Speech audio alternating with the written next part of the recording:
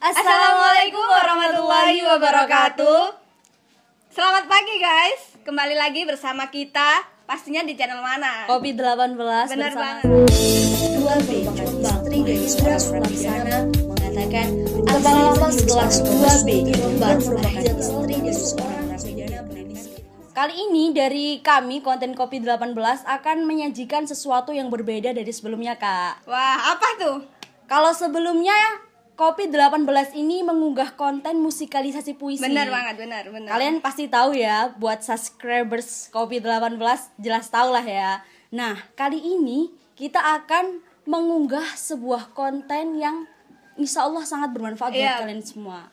Kita mau bahas apa, Kak? Kita sekarang akan membahas tentang sejarah, Kak. Wow, sejarah loh. Iya.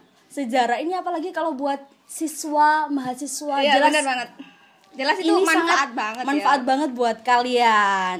Oke, kali ini sejarah yang akan kita bahas itu membahas sosok tokoh yang sangat terkenal di Indonesia, terutama di Jombang. Ya, terutama di Islam ya. Iya, terutama karena ini yang akan kita bahas ini tokoh Islam. Beliau itu berasal dari Tambak Beras, Jombang, Jawa Timur. Dan itu tetangga dong dengan kita ya nggak, Kak? Iya Benar dong, banget. buat kalian masyarakat Jombang jelas tahu dong. Oke. Siapa sih yang Kiai Haji Wahab Hasbullah ini adalah sosok tokoh ulama, termasuk dia punya andil besar dalam bangsa Indonesia. Wow. Beliau ini tokoh Nahdlatul Ulama. Iya. Beliau lahir pada bulan Maret 1888 guys. Tentunya di mana, Kak? Tambak Di Beras, Jombang, Jombang. Jawa Timur. Jadi beliau ini adalah sosok tokoh yang mempunyai karakter yang sangat luar biasa sih kalau menurut saya. Beliau berwibawa, semangatnya menggebu-gebu, semangat dalam hal apapun ya, terutama dalam hal kebaikan. Dan saya juga pernah mendengar bahwa beliau itu tidak pernah bisa marah. Iya. Bener gak? Bener Bener banget kan ya? Dari sejarah yang saya baca sih juga seperti itu, Leo. Iya.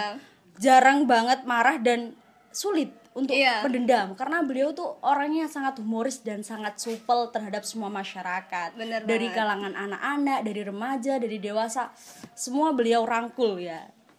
Oke. Dan beliau itu orang pertama ya yang mendirikan madrasah di lingkungan pondok pesantren. Betul banget. Bener. Yang pada saat itu teman-teman, pondok pesantren itu masih menggunakan metode Sorogan dan Bandungan, Leo. Oh iya. Jadi metode Sorogan itu kayak itu loh. Kamu Kayak tahu yang kan? khusus itu kan, kayak Bener yang banget. santri itu maju satu-satu, nanti dibacakan ustadznya kan, terus Bener dia mengikuti. Bener banget. Bener. Jadi kayak zaman kita sekolah Iya, gitu loh. bener banget, Maju bener satu-satu, banget. Iya, kemudian guru yang akan membacakan, kita muridnya yang akan menirukan. Iya, Seperti benar. itu ya metode Bandungan. Kalau metode Sorogan. Kalau metode Bandungan itu mirip-mirip metode ceramah. Iya, jadi santri itu bareng-bareng, nggak jadi nggak satu-satu kan, bareng-bareng mendengarkan ustadznya. Iya, kayak kalau metode Bandungan ini sih kayaknya masih diterapkan di beberapa pondok Iya, pesantren. masih sih, sampai sekarang masih. Sampai sekarang masih sih. Oke. Dan dari sejarah yang gue baca nih, Lel, Apa ternyata Kiai Haji Wahab Hasbullah ini termasuk keturunan dari, kalau dilihat dari garis ayahnya nih. Iya. Beliau termasuk masih punya keturunan dengan Raja Brawijaya IV, Lel. Wow. Kamu tahu kan? Iya. Raja Brawijaya IV. Kemudian kalau dari garis ibunya, beliau masih punya keturunan dengan Joko Tingkir. Bener Benar. banget. Kalau itu gue tahu. Dan Kiai Haji Wahab Hasbullah ini termasuk dari golongan darah biru. Oh iya. Orang-orang kaya memang beliau sudah dari kecil tuh sudah keturunan orang-orang darah biru, orang-orang ningrat lah ya ibaratnya, wong sugih. Iya, wong Gitu. sugih. Iya. Jadi gini ya. Saya akan menjelaskan susunan nasab. Iya, nasab. Dari Jakatingkir sampai Dari garis ibunya ya, dari garis ibunya. Dari garis ibunya karena ini bersangkut pautan dengan Jakatingkir. Iya. Jadi dulu itu teman-teman, Jakatingkir menikah dengan Putri Sultan Trenggono, menikah dengan Putri Sultan Trenggono, kemudian mempunyai anak bernama Pangeran Banawa. Bener ya. Kemudian Pangeran Banawa punya anak siapa, Lel? Muhammad atau Pangeran Sambo. Iya. Jadi aslinya namanya Muhammad, cuma pada waktu itu nama termasyhurnya itu Pangeran Sambo. Iya. Kan maklum ya, keturunan raja kan kalau anaknya biasanya kalau laki-laki ya dipanggil pangeran gitu ya. Kemudian Pangeran Sambo ini mempunyai cicit bernama Kiai Sihah atau Kiai Abdussalam. Kiai Abdussalam mempunyai 2 putri teman-teman. Yang pertama Nyai Latifah dan yang kedua Nyai Lajinah. Nah, Nyai Latifah ini teman-teman dinikahkan oleh murid dari ayahnya sendiri, yaitu Kiai Abdussalam bernama Kiai Said. Kemudian Nyai Latifah dengan Kiai Said mempunyai 4 anak. Yang pertama Syafi'i, kemudian Kiai Hasim, kemudian ada Hasbullah, kemudian ada Nyai Kasminah. Nah, Hasbullah ini inilah ayah dari Kiai Haji Wahab Hasbullah. Jadi Nyai Lajinah itu termasuk nenek dari Kiai Haji Wahab Hasbullah. Kalau kalau Nyai Lajinah juga dinikahkan dengan muridnya sendiri yang bernama Kiai Usman. Dan mempunyai anak bernama Halimah. Dan Halimah itu sendiri ibu dari Kiai Haji Hashim Asy'ari. Kalian tahu kan? Pasti tahu lah ya. Tokoh pendiri NU yang termasyhur di Indonesia, terutama di Jombang. Di Jombang, wow. Di kota kita loh. Di kota kita loh. Di kota kalian yang berada di Jombang ya. Oke. Jadi kalau Kiai Haji Hashim Asy'ari sama Wahab Hasbullah ini beliau masih itu punya ikatan saudara. Iya, saudara. Sepupu lah ya. Sepupu. Dan konon katanya Lel, kalau dilihat dari garis ke atas, kita masih runtutkan ke atas. Ternyata beliau Kiai Hasbullah ini masih punya keturunan dengan Siti Fatimah putri Nabi Muhammad SAW. Wow. Masya Allah sih ya, Masya Allah. Bener. Kan kita udah tahu ya bahwa Mbah Wahab itu lahir dari golongan ulama. Pasti dari kecil beliau itu sudah dididik di lingkungan pondok pesantren ya kan. Bener banget.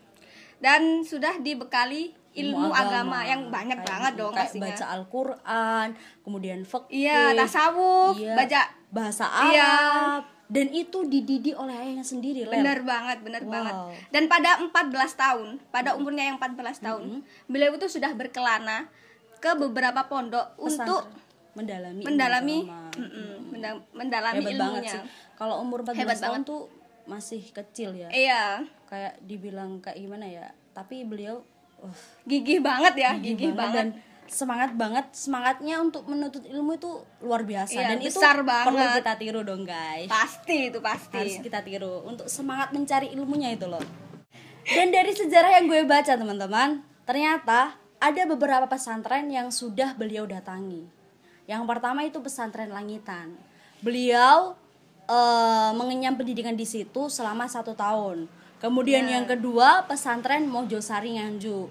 Beliau di situ mempelajari ilmu fikih, khususnya Fathul Muin di bawah bimbingan Kiai Soleh selama 4 tahun. Bener banget. Kemudian yang keempat pesantren Cempaka, beliau di situ cuma 1 tahun. Dan pesantren terakhir yang saya tahu teman-teman yaitu pesantren Tawangsari Surabaya. Beliau di situ mempelajari hukum Islam selama 1 tahun. Sekarang dari pengalaman intelektual beliau, Lel. Iya, pastinya banyak banget ya pengalaman dari beliau. Banyak banget. Apa tuh salah satunya? Beliau tuh karena orangnya kreatif. Iya, benar. Kreatif banget malahan. Banget.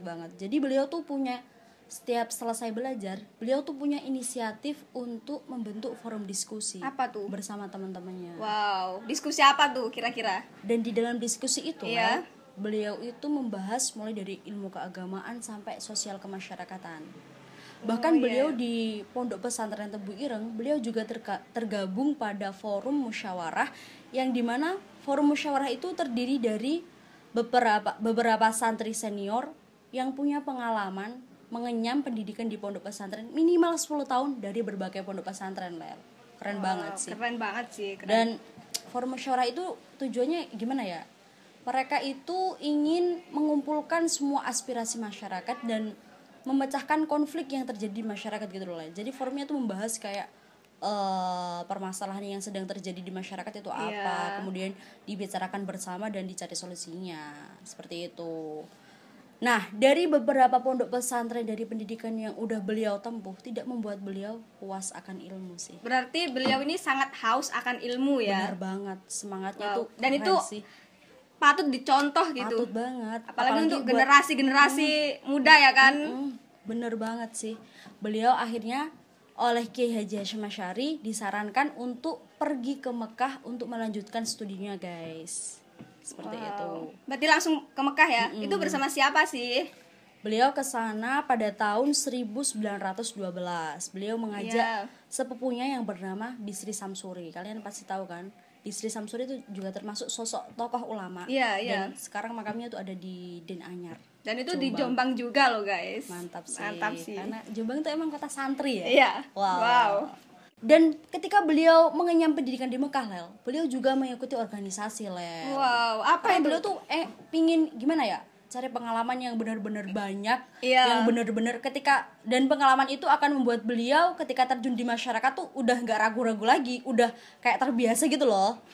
Beliau di Mekah tergabung pada organisasi SI atau Syarikat Islam.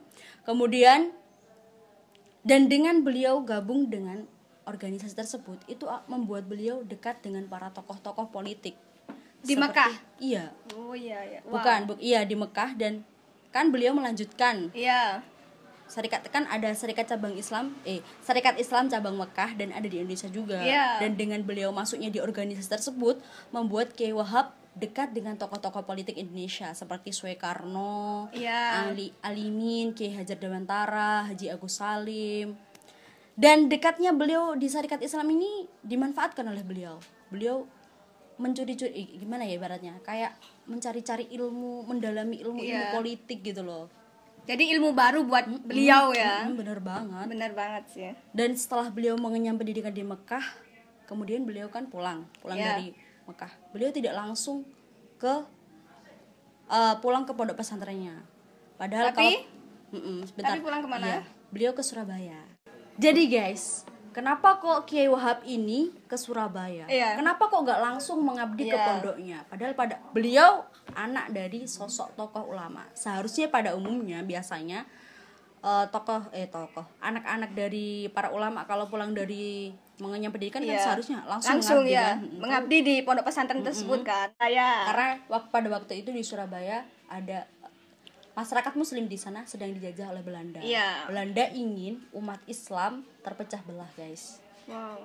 Maka dari itu Kiai Wahab tidak langsung pergi ke pondoknya, tapi beliau ke Surabaya. Aktivitas pertama yang beliau lakukan ketika di Surabaya itu beliau mengajar anak-anak kecil itu di TPQ. Dan TPQ berarti mengajar mengaji gitu ya. Mulai dari ilmu agama ilmu agama. Itu. Dan TPQ ini milik dari mertuanya Mbah Wahab dari istri pertamanya. Oh gitu. Dan pada tahun 1916, Lel, beliau Kiai Wahab bersama teman-teman karib, sahabat karibnya dari Mekah bernama Mas Mansur. Beliau membentuk organisasi juga. Bernama Nahdlatul Wathon. Oh iya, benar-benar. Dan organisasi ini, Lel, sangat mendapatkan dukungan penuh dari para ulama, Lel. Wow. Jadi Kiai Wahab di situ itu menjabat sebagai dewan guru, atau ibaratnya kayak kalau zaman sekarang tuh kayak ketua gitu loh. Iya, kayak pemimpin gitu ya. Dan beliau dari situ mulai menggerakkan masyarakat dengan pemikiran berdasarkan keagamaan dan nasionalisme untuk mempertahankan negaranya yang sudah dijajah dari Belanda itu lah ya. Terus di tahun selanjutnya ada apa lagi nih? Pasti masih berlanjut kan kisah Mbah Wahab ini. Jadi teman-teman, pada tahun 1918 Mbah Wahab ini membentuk organisasi lagi teman-teman yang bernama Nahdlatul Tujjar. Kebangkitan para saudagar. Karena kan mereka di Surabaya itu udah diintimidasi, jadi mereka tuh nggak bisa berkutik dan nggak bisa, ekonominya tuh sangat rendah. Maka dari itu Mbah Wahab mendirikan Nahdlatul Tujjar ini dengan tujuan menolong mereka. Dan di sini Mbah Wahab sendiri itu berperan sebagai bendahara sekaligus penasehat, diketuai oleh Kiai Haji Hasyim Asy'ari. Dan pada saat itu teman-teman, kan Mbah Wahab sudah menjadi seorang pengusaha. Beliau tuh dari kalangan teman-temannya, beliau tuh udah paling cerdas, udah paling pemikirannya paling menonjol, dan beliau udah paling kreatif, udah punya mobil, udah punya sepeda motor Harley, yang pada saat itu para kiai itu masih sederhana banget. Jadi nggak heran karena beliau udah menjadi seorang pengusaha pada waktu Wow. itu. Dan pada tahun 1919 teman-teman. Oh, ini masih lanjut ya, masih lanjut. karena beliau Emang the luar best biasa banget sih ya, the banget best sih. banget. Mbah Wahab juga mendirikan organisasi lagi bersama kiai senior bernama Kiai Ahmad Dahlan. Beliau mendirikan forum yang bernama Taswirul Afkar Iya. atau pergolakan pemikiran. Ya sama sih sebenarnya, dari beberapa organisasi yang telah beliau dirikan tuh visi dan misinya tuh hampir mirip semua ya. 11-12 lah Iya. ya. Kalau intinya tuh untuk gimana ya, melawan kolonial Belanda yang ingin menghancurkan umat Islam. Jadi teman-teman, organisasi yang bernama Taswirul Afkar ini yang didirikan oleh Mbah Wahab, awalnya itu anggotanya sangat sedikit, Lel. Oh, sangat sedikit banget. Itu faktornya apa sih? Ya karena mungkin Ya mungkin apa? ini organisasi yang baru didirikan. Jadi Oh, kepercayaan masyarakat untuk bergabung di organisasi itu Masih kurang banget ya. karena kan belum membuktikan Iya. hasilnya. Namun di organisasi tersebut itu ditanamkan prinsip kebebasan dalam berpikir, kebebasan dalam berpendapat. Nah, karena prinsip inilah dengan waktu yang sangat singkat organisasi tersebut dengan cepat terkenal dan Ya. mendapat anggota yang sangat banyak. Apalagi kalangan muda Iya, ya, kalangan benar-benar sangat tertarik. Kalian tahu sendiri kan, kalau kita tuh emang suka banget yang berpikiran seperti itu kan. kayak ya. bebas gitu loh, Bebas banget nggak untuk berpendapat. nggak ada batasan, kita Iya. tuh berpikir udah secara bebas, berpendapat secara bebas, dan di situ kita dihargai gitu loh, saling menghargai satu sama lain. Namun teman-teman, dari sisi negatifnya dengan terkenalnya organisasi tersebut, Lel, kan semakin banyak tuh anggotanya, semakin terkenal, semakin meluas ke seluruh Indonesia terutama Pulau Jawa. Nah, dari situ tuh kan banyak banget kan dari beberapa anggota yang Iya. semakin banyak orang berkumpul kan semakin perbedaan pendapat tuh Iya, semakin banyak banget ya pemikiran-pemikiran orang yang berbeda-beda. benar banget. Nah, akhirnya di situ itu terjadi perdebatan dan pendapat yang menimbulkan kericuhan, yang menimbulkan perdebatan antar sesama anggota. Akhirnya hubungan Mbah Wahab dengan Mas Mansur kurang baik. Oh, kurang baik karena masalah itu tadi. Mbah Wahab yang lebih condong ke pemikiran Tradisional. tradisional dan Mas Mansur ini lebih condong ke pemikiran yang pembaharu. Oh, Akhirnya gitu. Jadi mereka pecah dong hubungannya ya itu. renggang akhirnya. Renggang. Dan Mas Mansur pada tahun 1922 menyatakan keluar dari anggota Nahdlatul Ulama dan bergabung ke anggota Muhammadiyah. Sekarang teman-teman, kita lanjut pada landasan pemikiran politik dari seorang Wahab Hasbullah. Jadi Mbah Wahab ini teman-teman, beliau ini dalam membuat hukum menjadikan Al-Quran dan hadis sebagai sumber rujukan utama dan yang pertama. Namun beliau juga beranggapan bahwasanya Islam tidak harus selalu kayak gimana ya, kayak harus plek dengan Al-Quran dan hadis. Islam juga harus peka terhadap realita yang terjadi di masyarakat gitu. Dan apa aja sih pengalaman Mbah Wahab itu dalam politik ini, dalam pengalaman politiknya itu apa aja sih? Banyak banget sih. Banyak banget ya, pasti banyak banget karena beliau kan dari pendidikannya aja udah sampai ke Mekah, Iya. sampai bergabung ke anggota Syarikat Islam, dan dengan gabungnya beliau di anggota Syarikat Islam ini membuat beliau dekat dengan tokoh-tokoh politik. Nah, dari situ Lel, beliau banyak banget banyak banget organisasi yang beliau ikuti ya.